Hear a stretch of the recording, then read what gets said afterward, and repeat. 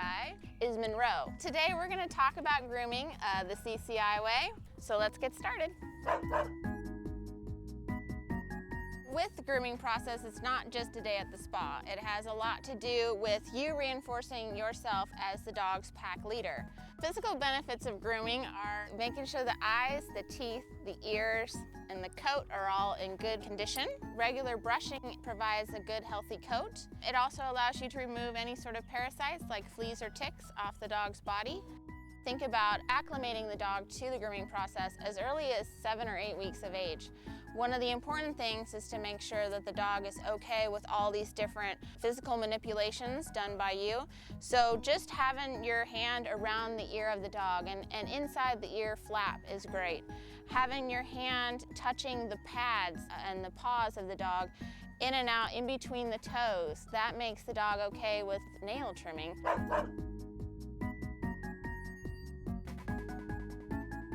So to set up your grooming routine, you want to check things on a daily basis. From the head down to the tippy toes, note any unusual odors. Taking a big sniff of the ears when you open the flap there, give them a little sniff.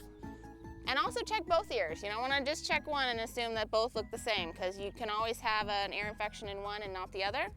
Making sure that their mouth smells fairly good. You know, it is a dog, so you never know. Also the pads of the feet, making sure that those don't have any unusual odors. In between the toes, it's not uncommon for things to get stuck in there if you're out walking or on a trail. And then all the way to the back area too, you want to make sure there's no unusual odors coming out of the back end of the dog either. Make sure that they're all healthy all over.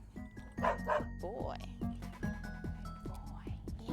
One of the great things about grooming is acclimating the dog to the different tools that you're going to be using. First step with brushing the dog is using something like this. It's a supple rubber brush, and it's good for going over the entire coat of the dog's body. It won't aggravate any of the sensitive spots like the elbows or the knees or the head. Go in circular motions and also clean it out periodically so you make sure it's still doing what it needs to do. Second step, you can use a shedding blade, and what this has are fine teeth on one side and even surface on the other. Definitely want to go with the side with the teeth. This one is going to be just along the sides and the back of the dog because it could aggravate some of those sensitive spots like the elbows and the knees. It grabs all the excess right off the surface of the coat.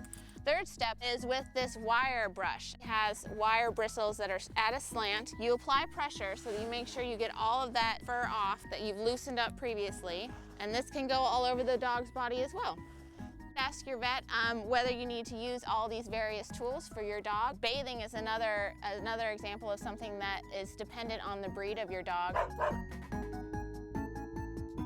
Here at CCI, we do things weekly or bi-weekly, which include cleaning the ears, trimming the nails, brushing the teeth. We're going to take a look at those now. Good boy. With the weekly or bi-weekly schedule, we're going to clean the ears. Take a piece of clean cotton, fold the flap over, do a little dip there into the ear canal, not too far in. You don't want to be shoving any wax farther down. Give the dog's ear a good smell. Smells great.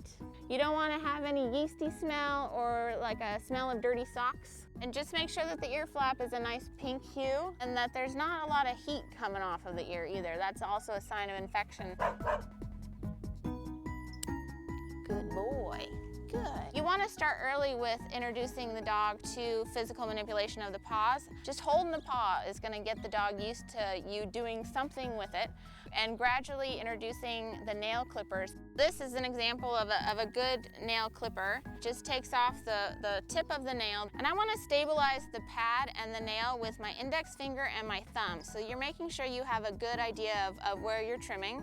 And I'm going to come around and just take the tip off of Monroe's nail. Good boy. Good. Good boy. Yeah. Now we're going to talk about brushing the teeth. You want to make sure that you're using appropriate toothpaste, however. Unlike humans, dogs don't spit this stuff out. Beef flavored toothpaste is excellent. Lift the lip here of the dog and put the brush in. Monroe is loving this. He's getting a whole bunch of beef in his mouth right now. And then I'm going to switch to the other side. Good. Yeah, Monroe. I'm just lifting his nose a little bit so that I can have the teeth exposed for the brushing. That's about it for the grooming process. Again, always ask your vet if you have any questions about your particular pet dog, and hope you had fun. Monroe did. For more tips for your extraordinary puppy, go to puppystart.com/CCI.